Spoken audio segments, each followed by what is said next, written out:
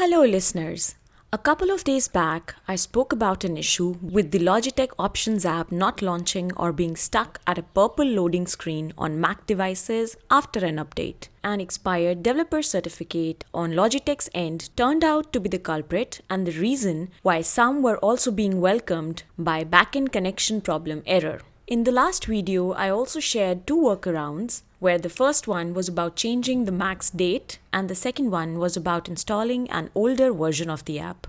Cut to now, we have an official word from Logitech as they have released a manual patch installer to fix the expired certification issue for both Options Plus and G Hub. As the certificate expiration also broke the automatic in-app updater, you cannot update from within the app. Instead, you must manually download the new installer directly from Logitech's support page to restore functionality.